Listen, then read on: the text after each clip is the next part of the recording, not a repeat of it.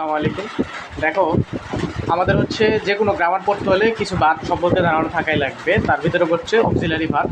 Auxiliary ভার্বের ব্যবহার জানা লাগবে। অক্সিলারি ভার্ব কখন বি1 হিসেবে ব্যবহৃত হয়, কখন বি2 হিসেবে ব্যবহৃত হয়, এগুলো সম্পর্কেও ধারণা থাকতে হবে। তো অক্সিলারি ভার্ব হচ্ছে মূলত দুই তিনটা, একটা হচ্ছে বি ভার্ব, ডু ভার্ব আর হচ্ছে হ্যাভ ভার্ব, ঠিক আছে। অ্যান্ড বি ভার্বের ভিতরে আছে am is are, was were, আর একটা হচ্ছে বিন। এম ইজ আর মূলত প্রেজেন্ট ভার্ব হিসেবে ব্যবহৃত হয়, ওয়াজ ওয়ার মূলত পাস্ট ভার্ব হিসেবে ব্যবহৃত হয়, আর বিন হচ্ছে বি3 হিসেবে ব্যবহৃত হয়। Do does present present verb হিসেবে ব্যবহৃত হয়, ডিড হচ্ছে পাস্ট ভার্ব হিসেবে ব্যবহৃত হয়, আর ডান হচ্ছে পাস্ট পার্টিসিপল হিসেবে ব্যবহৃত হয়। Have has present form, had হচ্ছে পাস্ট ফর্ম, আর হি হ্যাড হচ্ছে পাস্ট পার্টিসিপল। এখন দেখো এখানে যে সকল ভার্বের ভি2 এবং বি3 একই, তারা কখন বি3 হিসেবে ব্যবহৃত হবে, কখন বি1 হিসেবে বি2 হিসেবে ব্যবহৃত হবে, সেটা আমাদের বুঝতে হবে। সেটা বোঝার জন্য দেখতে হবে যে যদি যে ভার্বের পাস্ট ফর্ম এবং পাস্ট পার্টিসিপল ফর্ম একই, তারা যদি একসাথে মানে শুধুমাত্র একা একা বসে, তাহলে সেটা বি2 হিসেবে ব্যবহৃত হবে, এবং তার সাথে যদি অক্সিলারি ভার্ব বসে তাহলে সেটা বি3 হিসেবে ব্যবহৃত হবে। যেমন I had it, I had it, এইটুকের জন্য হ্যাড শুধুমাত্র একা একা ব্যবহৃত হয়েছে, তার মানে এখানে হ্যাডটা হচ্ছে বি2।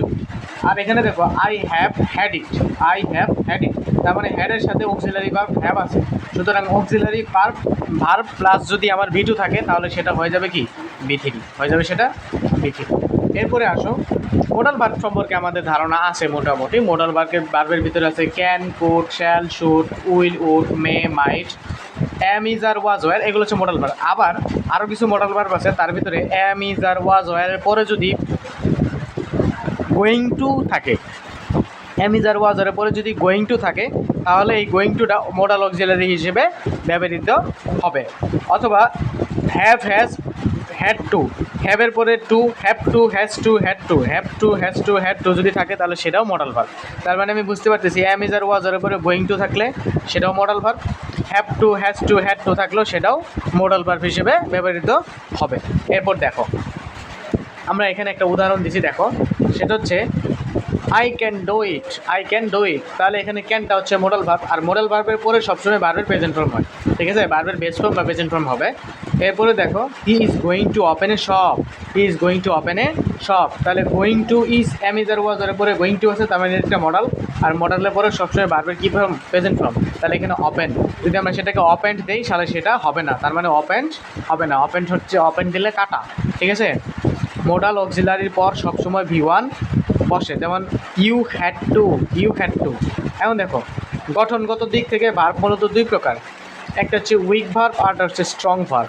উইক ভার্ব শেখা আমাদের জন্য খুবই সহজ, স্ট্রং ভার্বটা একটু কঠিন। উইক ভার্ব শেখা আমাদের জন্য খুবই সহজ, স্ট্রং ভার্ব হচ্ছে আমাদের জন্য কঠিন। ভার্বের গ্রুপ হচ্ছে মূলত present form, past participle form আমরা জানি, হ্যাঁ।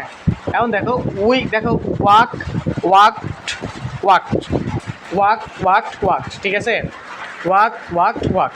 তার মানে এখানে দেখো এই যে আমার ওয়াক আছে, ওয়াকড, তাহলে এইটা হচ্ছে মূলত আমাদের উইক ভার্ব। কেন? এর সাথে প্রেজেন্ট ফর্মের সাথে ইডি যুক্ত করে পাস্ট ফর্ম, প্রেজেন্ট ফর্মের সাথে পাস্ট ফর্মের সাথে ইডি, পাস্ট ফর্ম এবং পাস্ট পার্টিসিপল ফর্ম একই আছে। কিন্তু আমি যদি গো এর ক্ষেত্রে যাই, গো, ওয়েন্ট, গন, এটা দেখো এটা কিন্তু দুইটা একই না, এটা প্রেজেন্ট ফর্ম পাস্ট ফর্ম, এটা পাস্ট পার্টিসিপল ফর্ম, ওকে।